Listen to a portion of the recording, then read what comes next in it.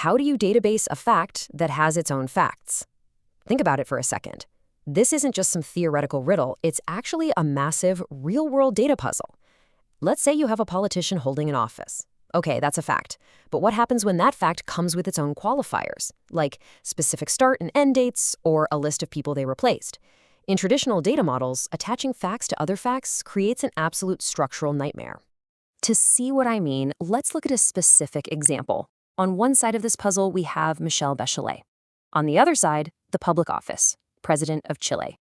Connecting these dots seems simple enough at first glance, right? But here's the catch. How do we accurately attach her specific terms in office, say from 2006 to 2010, and the fact that she replaced Ricardo Lagos, directly to this specific relationship? We can't just attach it to her node because, well, she did other things. And we can't attach it to the office node because other people have held that office. So let's dive right into the solution, MillenniumDB and mastering domain graphs. Here is my promise to you today. By the end of this explainer, you will completely understand domain graphs, the DGQL syntax used to query them, and finally, we'll take a look under the hood at how the system actually executes queries. Now, you might be asking yourself, why not just use a standard graph database? Why do we need a whole new model? Well, take a look at this.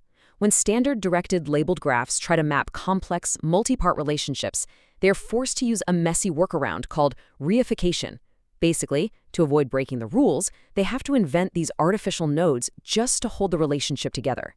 This creates a chaotic web of source, type, and target edges.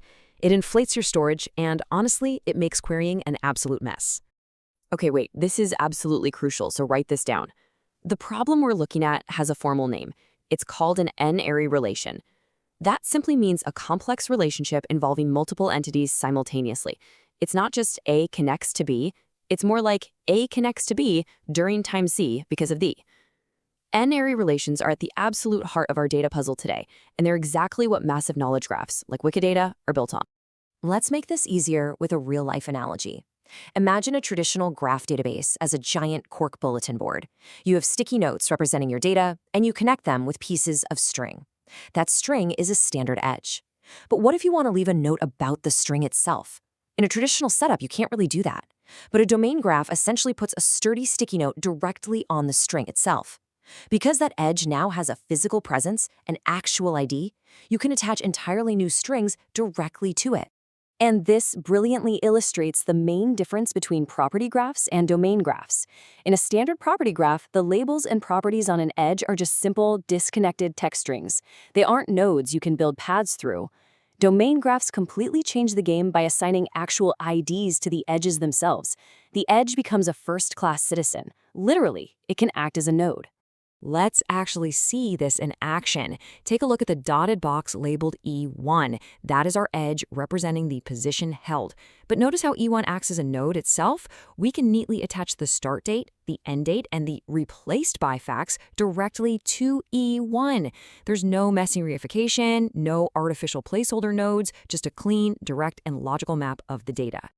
Now, before we move on, I know what some of you are probably thinking. What about my legacy data? Am I going to have to rebuild the whole shebang? The answer is no.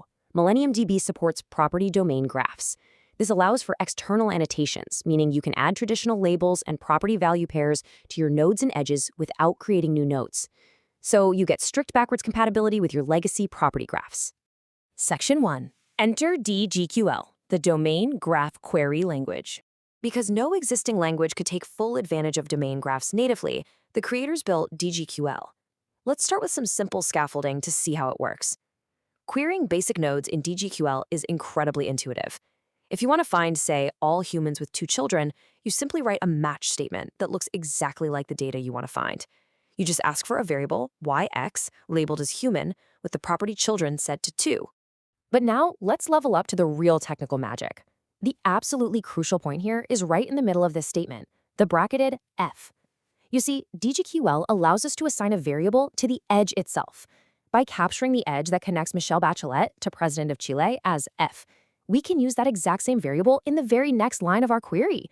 We can ask for the start date or end date attached specifically to that term in office. It's so clean. Section 2. Under the hood, looking at system architecture. So how does an engine actually store and retrieve these complex structures efficiently? It all starts at the foundation with the 8-byte identifier. Internally, every single object, whether it's a node, an edge, or an inline value, is represented as an optimized 8-byte identifier. The first byte tells the system what class of object it is, and the remaining 7 bytes store the ID or the raw data.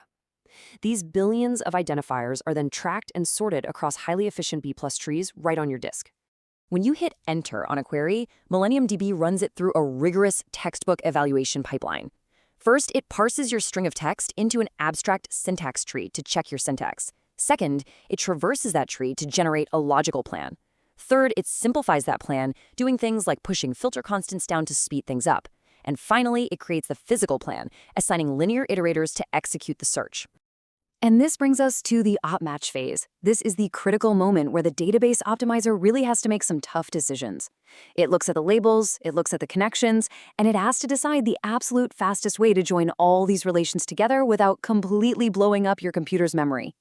Okay, wake up everyone, because this is the differentiator. This is what separates MillenniumDB from the pack. When deciding how to execute that op match, MillenniumDB doesn't just rely on standard nested loop joins. No, whenever possible, it utilizes a worst-case optimal query plan. So what exactly does that mean? It means utilizing an advanced mathematical approach called the modified leapfrog algorithm. Instead of doing a nested for loop over entire massive tables of relations, this algorithm iterates over the variables. It intersects the data variable by variable, which drastically cuts down on the amount of useless intermediate data generated during a complex graph query. It is just a wildly efficient way to search. Let's connect this back to reality. Why does all this matter? Well, it matters because performance is everything. When tested against real-world data and massive query loads from the Wikidata knowledge graph, this unique combination of domain graphs and worst-case optimal query planning allowed MillenniumDB, which by the way is an open-source engine, to consistently outperform massive, well-known enterprise alternatives. Before we finish, let's summarize the key points. If you're going to remember just 3 things for the exam, make it these. Number 1, domain graphs solve the headache of n-ary relations natively, without messy reification. Number 2, the DGQL language lets you query edges exactly like nodes. And number 3, worst-case optimal joins under the hood ensure your complex queries run at blazing fast speeds. Which leaves us with one final thought. Now that the limitations of traditional graph relationships have been removed by an open-source tool, what complex domain will you map next? The possibilities for data modeling just got a whole lot wider. Keep thinking about that, and make sure you click into our next explainer where we take these very concepts and apply them to advanced graph pathfinding.